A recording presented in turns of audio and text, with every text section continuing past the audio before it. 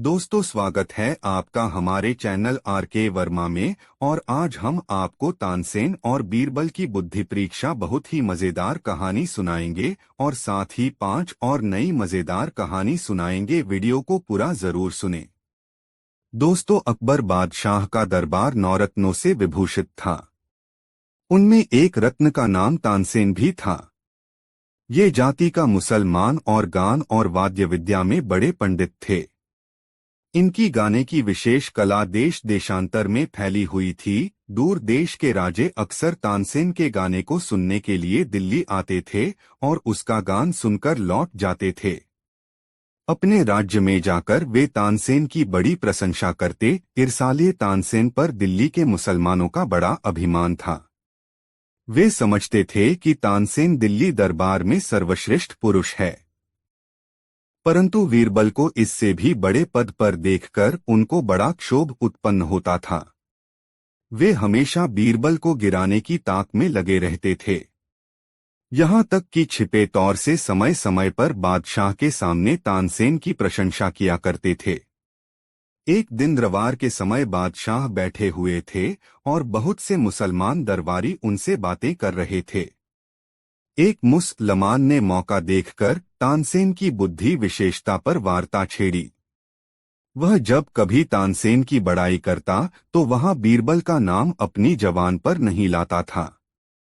उसकी वरावर की प्रशंसा सुनते सुनते बादशाह ऊब गए और मुसलमान दरबारियों का भीतरी भाव समझकर बोले, मैं तुम लांगों के मुख से तानसेन की बारंबार प्रशंसा सुना करता हूँ और मुमकिन है कि तुम्हारा कहना सत्य भी हो, परंतु फिर भी वह बीरबल को बराबरी करने योग्य नहीं है।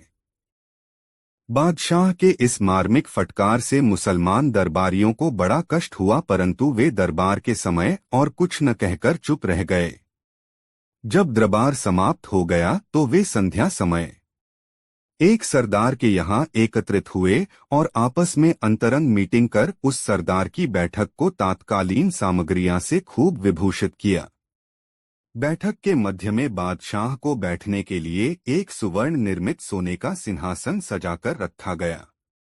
तानसेन भी अपने वाद्य सामग्रियों के सहित पधारे। तब कई गण्यमान्य सरदार आपस में मिलकर बादशाह के पास गए और आग्रह कर उन्हें अपने सरदार की बैठक में ले आए। उधर सरदार के कर्मचारियों ने बादशाह के आने के पहले ही कमरे में दीपकों को सजाकर रख छोड़े थे। दीप के तेल बत्ती से लैसकर बिना जलाए ही रखो गई थीं। बादशाह के आने पर तान ने दीपक राग गाने के आज्ञा दी गई। तानसेन के दीपक राग छेड़ते ही सारे दीपक आप से आप जल गए और सरदार की बैठक एकाएक प्रकाशित हो गई। गर्मी का मौसम था। उस दिन बड़ी गर्मी बढ़ रही थी। तानसेन ने देखा कि गर्मी की अधिकता से बादशाह बेचैन हो रहे हैं, अतएव तुरंत मलार गाने लगा। मलार गाते ही वृष्टि होने लगी और थोड़ी ही देर में सब गर्मी शांत हुई। ऐसी उपयुक्त वृष्टि से सब लोग बड़े हर्षित हुए। इन घटित घटनाओं को देखकर बादशाह को बड़ा हर्ष हुआ। मुसलमान सरदार तो अपना मतलब गांठने के लिए ही यह समाज एकत्रित किए हुए थे। बादशाह को हर्षित देखकर मुमताज उद्दीन नामी सर्वश्रेष्ठ उमराव हाथ जोड़कर बोला, पृथ्वीनाथ, अब आपको तानसेन की बुद्धि विशेषता पर संदेह करने का कोई कारण शेष नहीं रह गया होगा। आशा है कि आप आज से तानसेन की बुद्धि को बीरबल की बुद्धि से श्रेष्ठ मान लेंगे और न्याय की मर्यादा कायम रखने के लिए तानसेन को बीरबल का पद प्रदान करेंगे। कई दूसरे सरदारों ने भी पहले सरदार की प्रार्थना का अनुमोदन किया। सब सरदारों की सम्मति समझ चुकने के पश्चात बादशाह बोले, हाँ, यह आप लोगों का कहना सत्य है कि तानसेन बहुत बड़ा विद्वान है, परंतु फिर भी वह बीरबल की समता नहीं कर सकता। यदि तुम लोगों को विश्वास नहीं है तो वह दिन नजदीक है जबकि मैं सारी बातें प्रत्यक्ष करके तुम्हें दिखला दूंगा। कुछ दिनों तक बादशाह ने इस बात की चर्चा नहीं की। जब उन्हें भली भांति विदित हो गया कि अब सरदारों को बात भूल गई तो एक दिन ब्रह्मदेश के बादशाह के नाम एक पत्र लिखकर तानसेन और बीरबल को एक साथ भेजने का निश्चय किया। पत्र के भीतर लिखा हुआ था कि इस पत्र को ले जाने वाले इन दोनों आदमियों को तुरंत शूली दिला देना। पश्चात बादशाह ने बीरबल और तानसेन को बुलाया और कुछ आवश्यक कार्य का बहाना कर दोनों का पत्र देकर ब्रह्मदेश के राजा के पास भेज दिया। इनको भेजते समय बादशाह चोले, देखो तानसेन, यह बड़ा गूढ़ काम है, यदि दूसरे को भेजूं तो यह हल नहीं हो सकता, इसलिए बहुत समझ बूझकर तुमा दोनों को भेज रहा हूँ। अविलंब ब्रह्मदेश के महाराज के पास जाओ और जैसे हो सके इसको निपटाकर शीघ्र वापस लौट आओ। उन्होंने बहुत अच्छा कहकर पत्र को ले लिया और घर पर पहुँच रास्ते के लिए खाने पीने का प्रबंध कर ब्रह्मदेश के लिए प्रस्थान किया। बीरबल रास्ते में मनोमन अनुमान करता जा रहा था, हो न हो इस काम के अंदर कोई गूढ़ भेद छिपा हो, खैर देखा जाएगा। अब तो थोड़े दिन पश्चात वह सामने ही आने वाला है, नाहक मूर मारने से क्या लाभ, समय आने पर विवेक से काम लेना होगा। इधर तानसेन ने अपने मन में अनुमान किया, यह कोई बहुत कठिन काम होगा जो केवल बीरबल के किए नहीं हो सकता था, इसलिए बादशाह ने मुझको भी उसके साथ भेजा है। लो अच्छा ही हुआ, भ्रमण का भ्रमण होगा और गायन सुनाकर राजा को प्रसन्न कर पारितोषिक अलग से लूंगा, ऐसा अनुमान कर वह मन में फूला नहीं समाता था। बादशाह ने इनको सवारी के लिए तेज घोड़े दिए थे, इसलिए थोड़े ही दिनों की यात्रा के पश्चात ये ब्रह्मदेश की राजधानी में जा पहुंचे। जिस समय ये ब्रह्मदेश के सरहद पर पहुंचे सूर्यास्त हो रहा था। कोई परिचय का भी नहीं था, लाचार होकर वह रात्रि नगर के बाहर ही टिककर बितानी पड़ी। ब्रह्मा देश जंगल और पहाड़ों से भरा पड़ा है, इनको वहां की आब हवा का कुछ भी ज्ञान न था, अतएव बीरबल की अनुमति से उन दोनों ने बारी बारी 2-2 घंटे की सोने और जागने की ओसरी बनाया। जब बीरबल सोता तो तानसेन पहरे पर रहता और जब तानसेन सोता तो बीरबल पहरे का काम करता। बीरबल अभी प्रथम पहर के पहरे पर था कि इसी बीच वहां पर एक वृद्ध पुरुष आया और इनका ढंग देखते हुए इन्हें परदेशी समझकर बोला, आप लोग मुझे परदेशी से जान पड़ते हैं और यह स्थान जंगली है, यहाँ पर सिंह का आक्रमण हुआ करता है, अतएव रात्रि में तुम्हारा यहाँ निवास करना अच्छा न होगा। तुम लोग चलकर मेरी झोपड़ी में विश्राम करो, सुबह होते ही अपने रास्ते चले जाना। बीरबल ने पहले तो बूढ़े के प्रस्ताव को अनमनस्क होकर टाल दिया, परंतु उसके बारंबार आग्रह करते रहने पर दोनों अपने 2 घोड़ों पर सवार होकर उसके साथ हो लिए।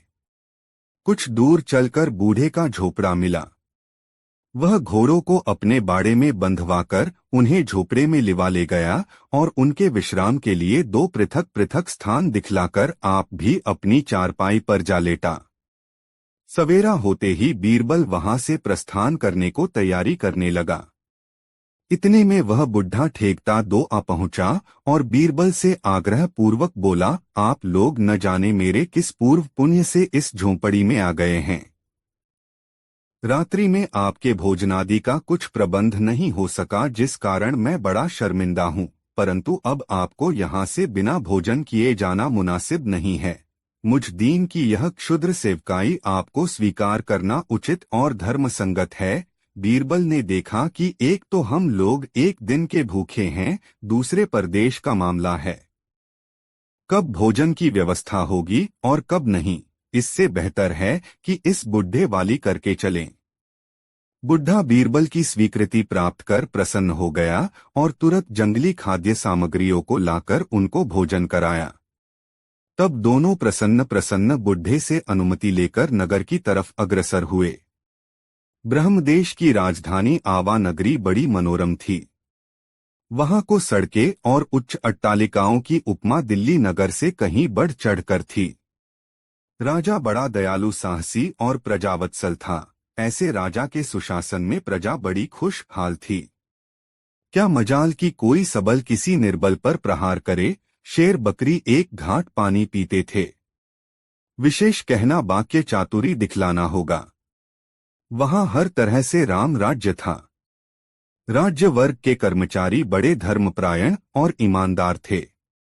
घूसखोरी कतई बंद थी। सिफारिश करने वाला स्वयं दंडनीय किया जाता था। ऐसी सुंदर नगरी की सुंदर व्यवस्था को देखते सुनते तानसेन और बीरबल चले जा रहे थे। इनकी उत्तम दो पोशाकों को देखकर वहां के निवासी उन्हें उच्च वंशीय समझकर उनका सब जगह स्वागत करते थे। वे राजसभा को पूछते हुए नगर में चले जा रहे थे कि इसी बीच चौकीदार ने पूछा, आप लोगों का यहाँ आना किस निमित्त हुआ है और आपका कहाँ से शुभ आगमन हुआ है? बीरबल बोला, हम दिल्ली के निवासी हैं। बादशाह का पत्र लेकर यहाँ के राजा से मिलने आए हैं। इनका आशय समझकर चौकीदार इन्हें राजा सभा में ले गया और ड्योढ़ी पर ठहराकर आप राजा के पास जाकर इनके आने की सूचना दी। राजाला प्राप्त कर वह इन दोनों को महाराज के सन्निकट पहुंचा दिया। ये बड़े अद्य से सलाम कर महाराज की आज्ञा से बहिएक स्थान पर बैठ गए। जब महाराज राजकीय कामों को खत्म करके निश्चित हुए तो इनके आने का कारण पूछा। बीरबल कुछ उत्तर न देकर बादशाह का दिया हुआ पत्र महाराज। दोस्तों, कहानी कैसी लगी कमेंट में जरूर बताएं। दो खटीक और तेली नई मजेदार कहानी। एक दिन दिल्ली नगर के एक खटिक और तेली के अंतर्गत कुछ विवाद खड़ा हो गया और वे आपस की लड़ाई को लेकर न्याय कराने के अभिप्राय से बीरबल के पास पहुंचे। तब बीरबल बोला, आप लोगों में कौन वादी है और कौन प्रतिवादी? तेली अपने को वादी बतलाता और खटिक अपने को प्रतिवादी।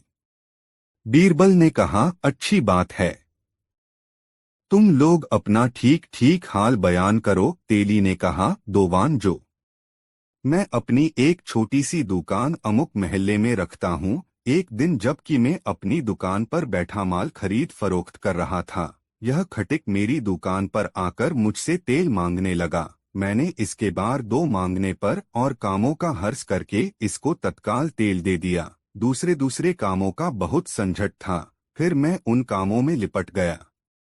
जब कुछ देर बाद उन झंझटों से खाली हुआ तो क्या देखता हूँ कि पैसे की थैली गायब है। उतने समय के बीच इसके अतिरिक्त कोई दूसरा व्यक्ति मेरी दुकान पर नहीं आया था, जिस कारण मुझे इस खटिक पर संदेह हुआ और तुरंत इसके पास दौड़ा हुआ गया। थैली खटिक के हाथ में ही थी। जब मैंने उससे अपनी थैली मांगी तो बोला, क्या तेरा दिमाग खराब हो गया है जो इस प्रकार दूसरे का धन देखकर उस पर लोभ करता है? यह थैली मेरी है, यही मेरा मामला है जो आपके सामने सच्चा सच्चा बयान किया है। ईश्वर मेरा साक्षी है जो मैं एक बात भी झूठी कहे हूँ। आपसे अनुरोध करता हूँ कि इसका न्याय कर आप मेरी थैली मुझे दिलवा दें।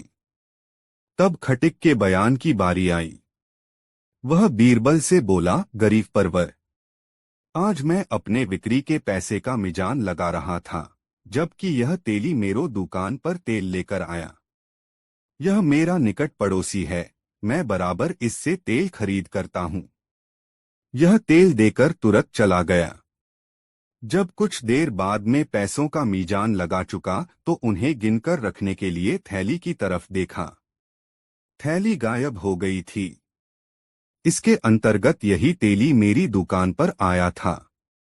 मुझे शक हो गया और दौड़कर इसे रास्ते ही में पकड़ लिया।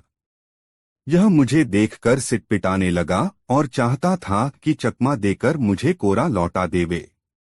मैंने झपटकर इसके हाथ से पैसों की थैली छीन ली। यही मामला है, मैंने अपना सारा बयान सही सही दिया है। अगर एक शब्द भी झूठा हो तो ईश्वर मुझे दंड दे। हजूर समर्थ हैं, मेरा न्याय कर देवें। उन दोनों का बयान सुनकर उस समय बीरबल उन्हें घर जाने की आज्ञा दी और बोला, कल फिर तुम लोग इसी समय हाजिर होना।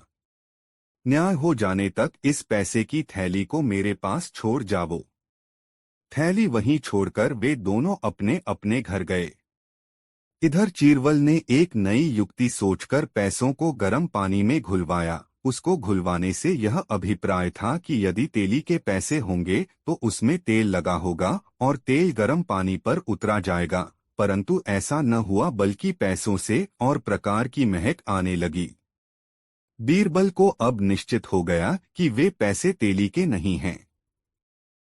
वह प्रलोभन में आकर झूठा फरेब रचता है। इसका असली मालिक खटिक ही है।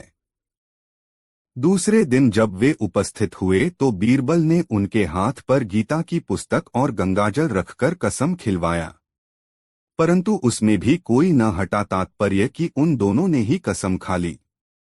तब बीरबल ने उस थैली को खटिक के हाथ में सपुर्द कर दो और तेलों को धोखेबाजी के अपराध में उचित दंड दिया। तेली की खूब कोड़ों से मरम्मत होने के पश्चात विदाई की आज्ञा मिलो। दोस्तों, वीडियो को एक लाइक जरूर कर दे। 3 बादशाह का नाखून नई मजेदार कहानी। किसी देश के बादशाह का लड़ाई में पैर का अंगूठा कट गया था। उस बादशाह के पास बहुतेरे हकीम इसी काम के लिए नियुक्त किए गए थे कि जब कोई लड़ाई में आहत होता तो हकीम लोग उसका इलाज किया करते थे। हकीमों ने बादशाह के अंगूठे पर फिर से मांस आ जाने का बहुतेरा प्रयास किया, जिससे मांस तो बढ़ आया परंतु नाखून नहीं उगा। इसलिए बादशाह हकीमों पर चिढ़कर उन्हें कैद कर लिया और विचारों को जेल में बंद रहकर कैद की यातना भुगतनी पड़ रही थी। बादशाह इतना करके भी संतुष्ट नहीं हुआ। उसने बहुतेरे हकीमों को बारी दो से बुलवाकर अपने नाखून के जमने का इलाज पूछा, परंतु जब वे निरुत्तर रह जाते तब उन्हें तुरंत जेल का हवा खाने के लिए भेज देता। बादशाह की इस निष्ठुरता का समाचार क्रमशः दूर दूर देशों में फैल गया। विचारे वैद्य हकीमों को बड़ी चिंता उत्पन्न हुई। कितनों ने तो इस पेशे को त्याग कर दूसरा पेशा अख्तियार कर लिया। बहुतेरों ने जंगल पहाड़ों में छिपकर अपनी आत्मरक्षा की। विचारे रोगी चिकित्सकों के अभाव में तड़प तड़प कर मरने लगे। यह घटना क्रमशः हिंदुस्तान के वैद्यों ने भी सुनी। वे भी डरे और चाहते थे कि इस पेशे को त्याग कर आजीविका उपार्जन का कोई दूसरा मार्ग निकालें। इसी बीच यह बात फूटते 2 अकबर बादशाह के कानों तक पहुंची। बादशाह को ऐसे अत्याचारों को सुनकर बड़ा कष्ट हुआ और वे अपनी सभा बुलवाकर लोगों से दीन प्रजा की रक्षा का उपाय पूछे।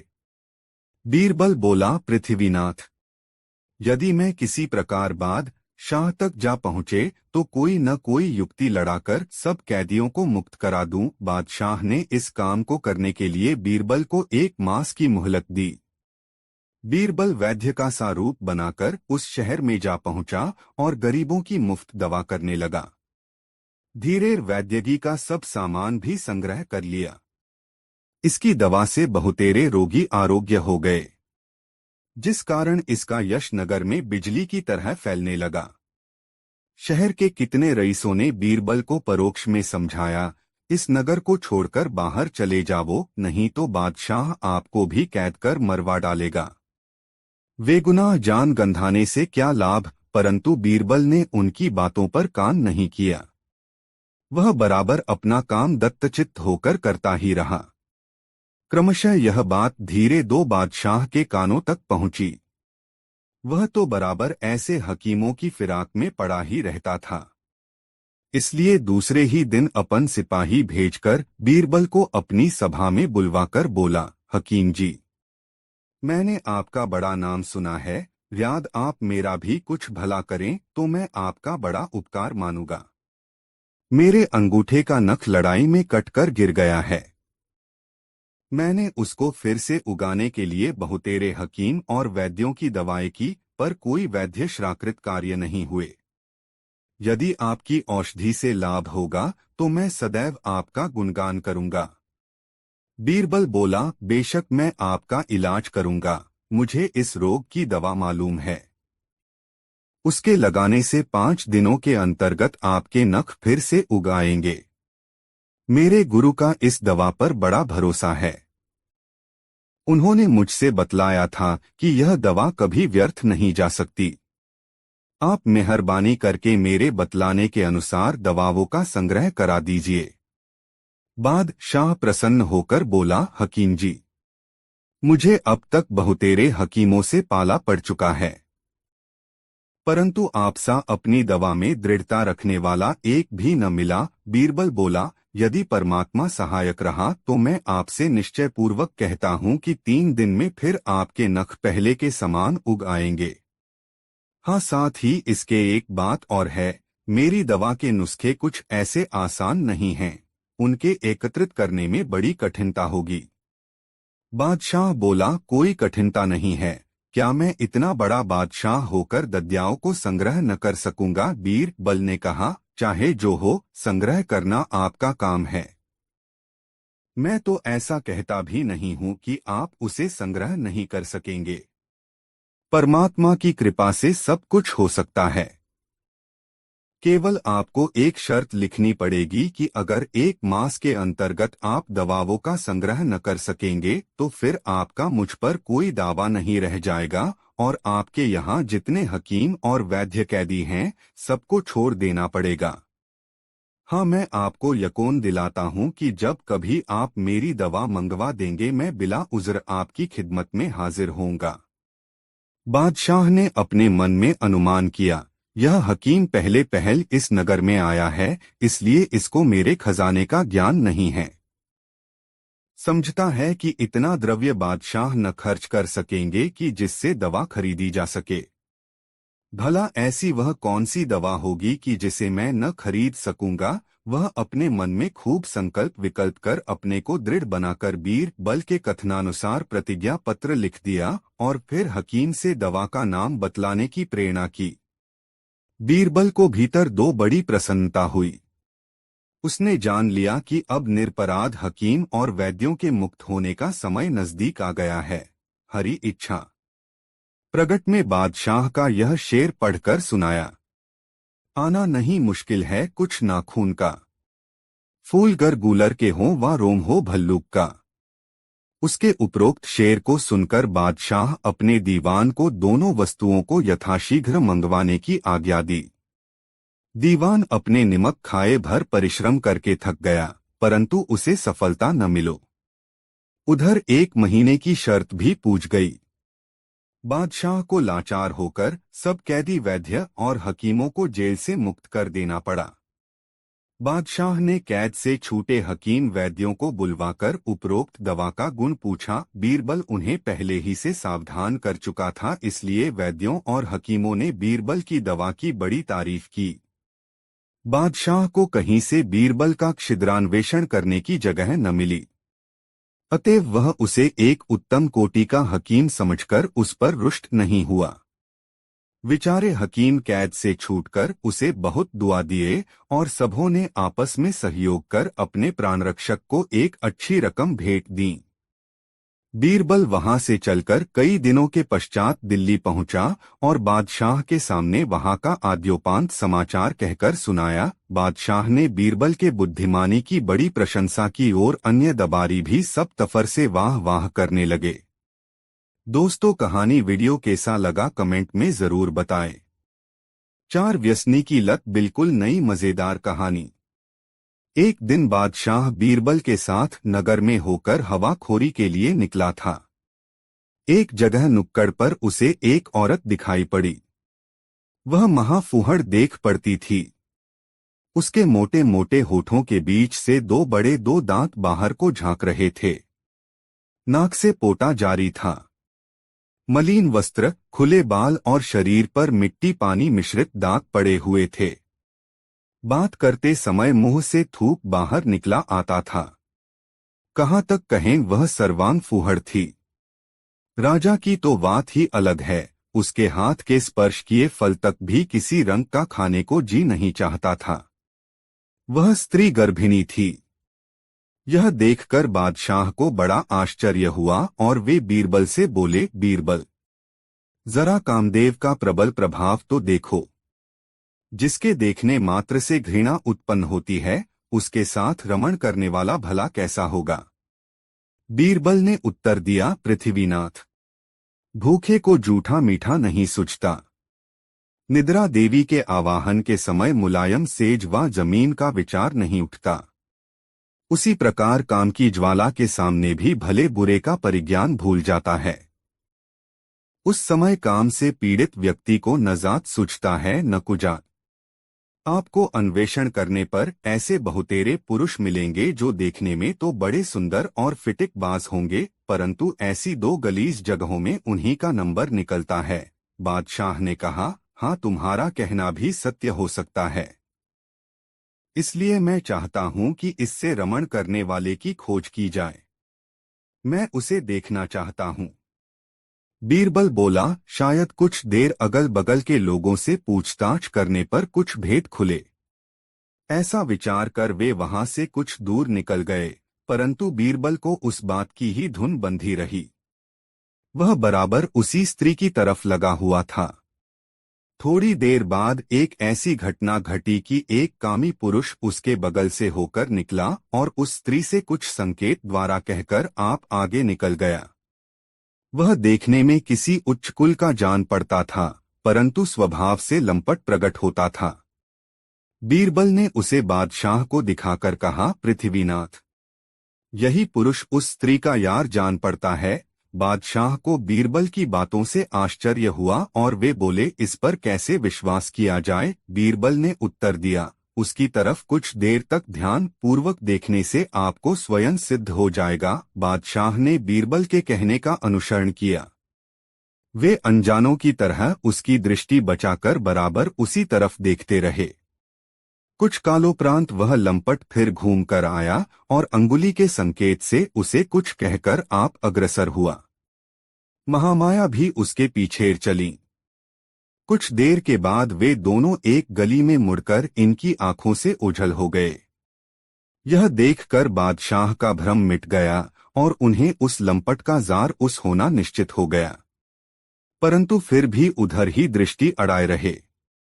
अब ये दोनों आगे बढ़े। बादशाह को बीरबल को परिख पर बड़ा आश्चर्य हो रहा था, इसलिए बीरबल को छेड़कर बोले, बीरबल, तुम्हारी परिख तो बड़ी सच्ची निकली, परंतु यह तो बतलाओ कि पहले तुमने उसको कैसे पहचाना था। बीरबल बोला, पृथ्वीनाथ, यह सब आंखों की खूबियां हैं। हम लोग नगर में निकलते हैं तो बराबर रास्ते में आने जाने वालों की चाल ढाल का निरीक्षण किया करते हैं, जिससे आंखों को मनुष्यों से मिलकर व दूर से देखकर उनके आचरण समझ लेने की शक्ति प्राप्त हो गई है।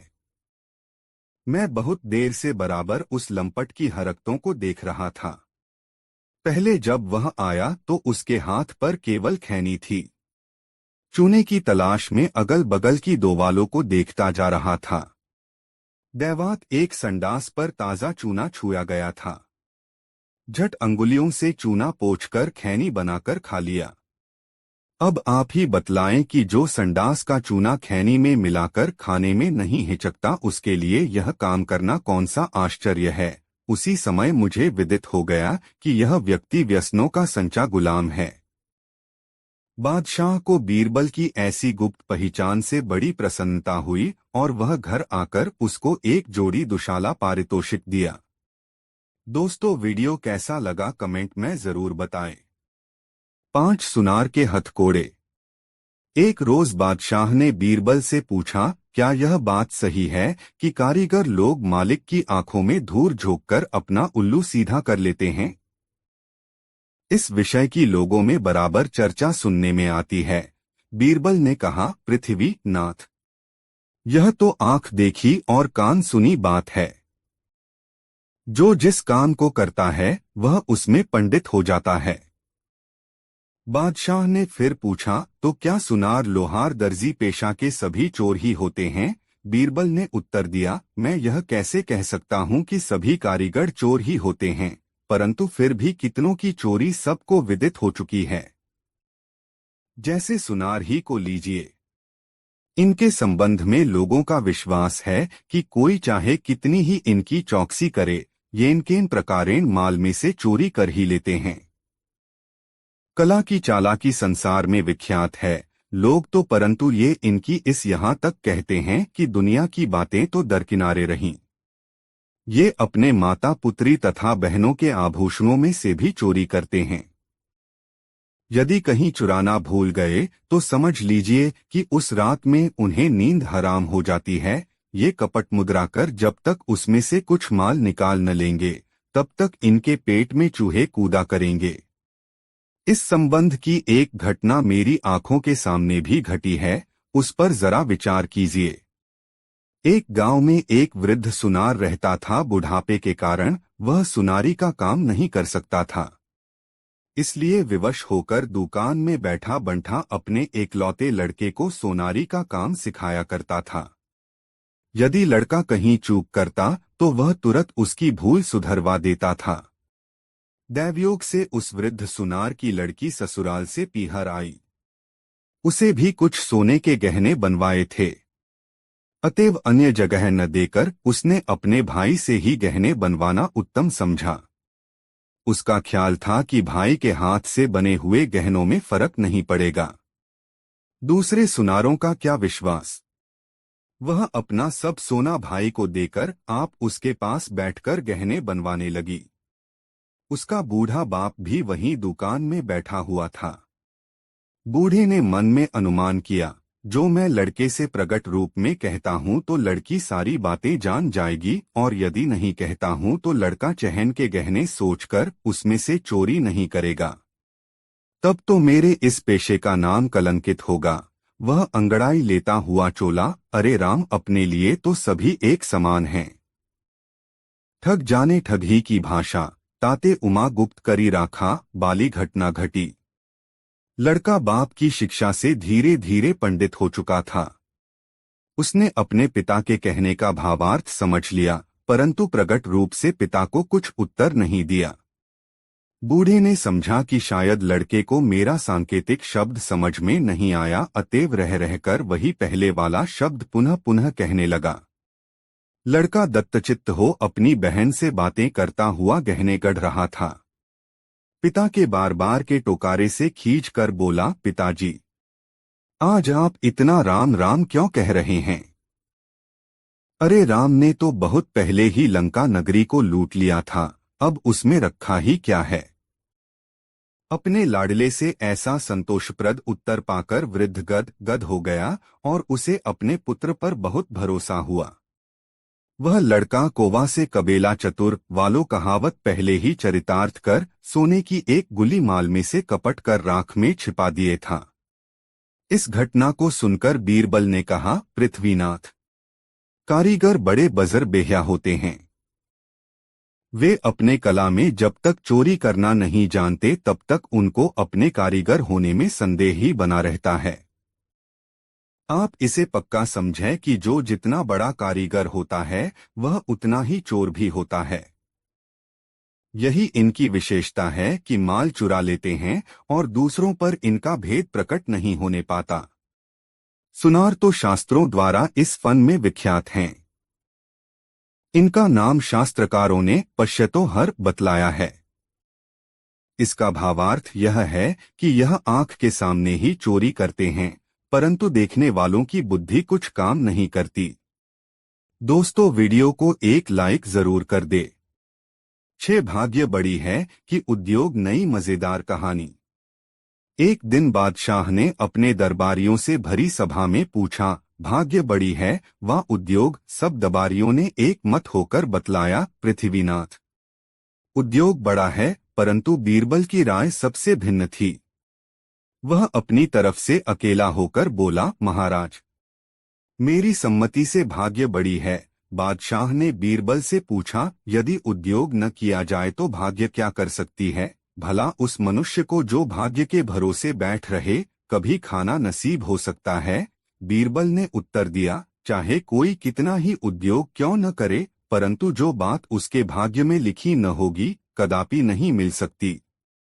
यह सब देखते हुए भाग्य को ही प्रधानता मिलनी चाहिए।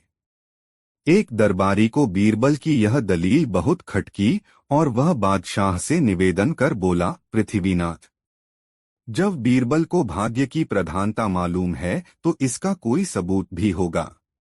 बादशाह ने झट बीरबल से पूछा, हाँ बीरबल, इस बात का कोई सबूत दो। बीरबल बोला, पृथ्वीनाथ, यह कोई ऐसी वैसी बात नहीं है जो कोई गांठ में बांधे फिर रहा हो और तुरंत खोलकर दिखला दे। आपकी ऐसी ही इच्छा है तो कुछ दिनों में सिद्ध करके दिखला दूंगा। उस दिन का कार्य समाप्त हुआ और लोग अपने दो घर गए।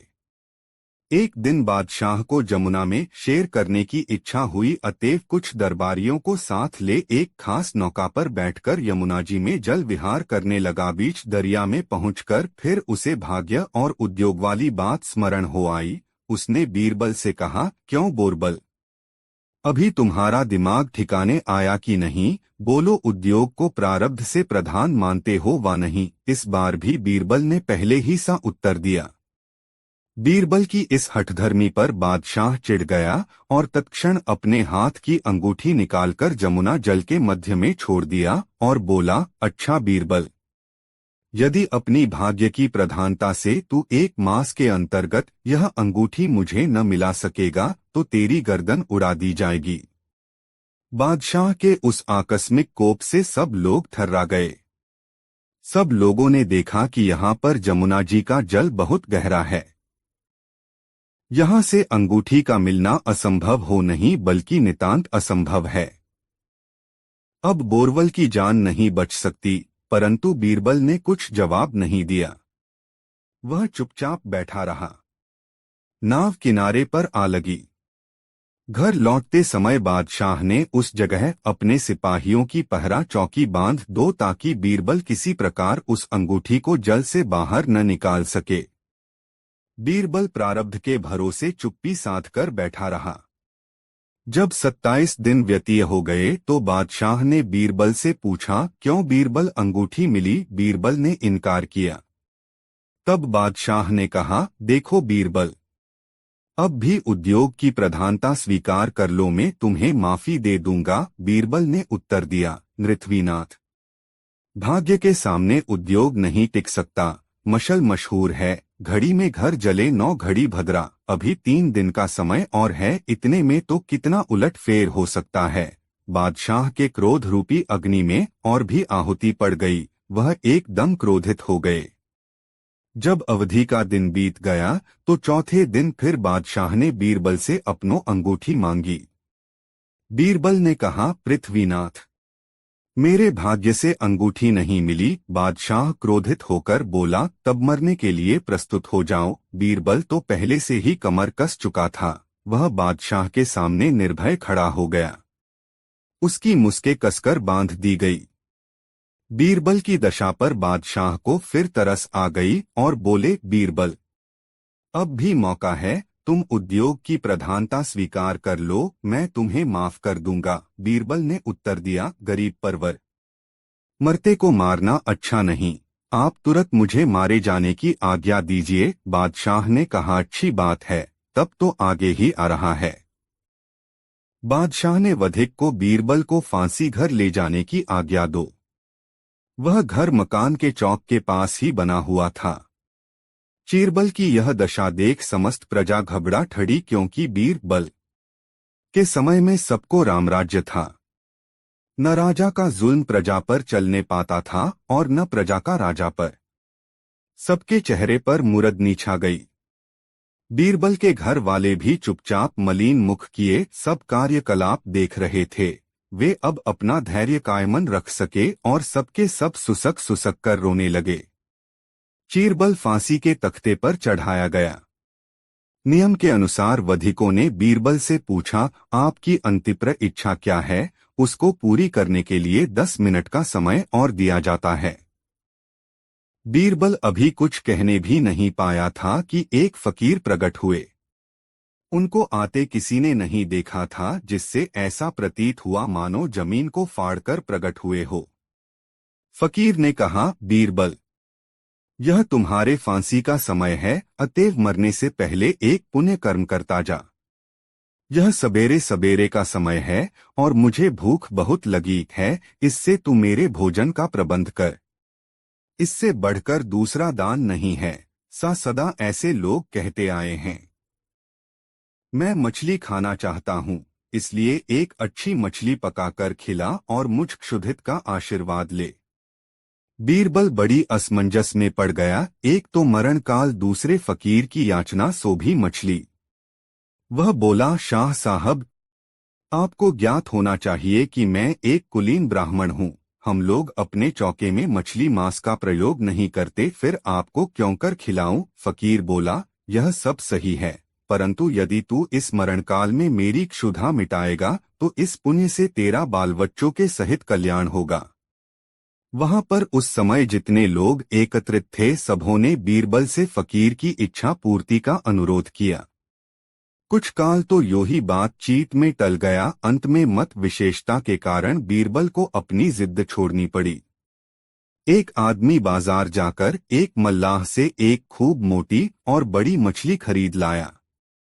जब उस मछली को बीरबल छुरी लेकर चीरने बैठा तो उसके पेट में कोई ठोस चीज दिखाई पड़ी। उसका संपूर्ण पेट काटते ही बादशाह की वह जल में फेंकी हुई अंगूठी बाहर निकल आई। बादशाह अपनी खिड़की से गर्दन निकालकर बीरबल की फांसी का दृश्य देख रहा था। उसने देखा कि बीरबल एक मछली फाड़ रहा है, परंतु उसके और उस फकीर के अंतर्गत क्या क्या बातें हुई इसका उसे कुछ भी गम न था। बीरबल उस अंगूठी को हाथ में लेकर खड़ा हो गया और शाह साहब को देखने लगा। वे उसके खड़ा होने से पहले ही अंतर्ध्यान हो गए थे। बीरबल ने एकत्रित मंडली से कहा, आप लोगों की अनुमति प्राप्त कर मैं एक बार पुनः बादशाह से मिलना चाहता हूँ। कृपा कर मुझे फिर बादशाह के समीप ले चलें। उन लोगों ने मछली का पेट फाड़ते समय कुछ निकलते हुए अवश्य देखा था, पर क्या निकला सो कोई नहीं जानता था। वे बड़ी प्रसन्नता से कर्मचारियों के सहारे बीरबल को बादशाह के पास ले गए। बीरबल को अपने समीप आते हुए देखकर बादशाह ने अनुमान किया, हो न हो बोरबल डरकर अब उद्योग की प्रधानता स्वीकार करने के लिए मेरे पास आ रहा हो, परंतु अब मैं अपनी आज्ञा भंग न करूंगा। इसीलिए इसके पहले हो मैंने उसे कई बार मौका दिया था, परंतु उस समय उसने मेरी बातों पर कुछ भी ध्यान नहीं दिया। बीरबल पास पहुंचकर बादशाह को सलाम किया। तब बादशाह ने कहा, बीरबल, अब तुम्हारा प्रयास करना वृथा है। इस समय चाहे तुम उद्योग की प्रधानता मान भी लो, परंतु मैं अपनी आज्ञा रद्द नहीं करूंगा। बीरबल ने कहा, प्रभु, जरा पहले मेरी बातें सुन लें। मैं उद्योग की प्रधानता मानने नहीं आया हूँ। बादशाह ने कहा, अच्छा कहो। तब बीरबल बोला, आपको अंगूठी देने आया हूँ, इसे पहन लीजिए। बादशाह ने उसे हाथ में लेकर देखा तो सचमुच वही राजमुहर वाली अंगूठी थी। उन्हें बड़ा आश्चर्य हुआ क्योंकि वे उसे जमुना के अगाध जल में फेंक आए थे। कई बार खूब उलट पलट कर देखा। जब उसके निस्बत कुछ संदेह न रहा तो बोले, बीरबल, यह अंगूठी कैसे प्राप्त हुई? बीरबल ने जवाब दिया, गरीब परवर, मेरा प्रारब्ध घसीट लाया है। तब उसके मिलने का सब किस्सा बीरबल ने बादशाह को सुनाया। बादशाह बीरबल से बहुत प्रसन्न हुए और 10,000 मुहरें, एक सुंदर वन तथा कई वाहन पुरस्कार में दिए। उसके घर वालों को भी सुंदर 2 वस्त्र दिए गए। उपस्थित जनता के सहित बादशाह ने प्रसन्नता से प्रारब्ध की प्रबलता स्वीकार कर ली। दोस्तों, यह कहानी आपको कैसी लगी कमेंट में जरूर बताएं। ऐसी और नई कहानी सुनने के लिए हमारे चैनल आर.के. वर्मा को सब्सक्राइब जरूर कर ले और यह वीडियो अपने मित्रों को जरूर शेयर करें। वीडियो देखने के लिए धन्यवाद।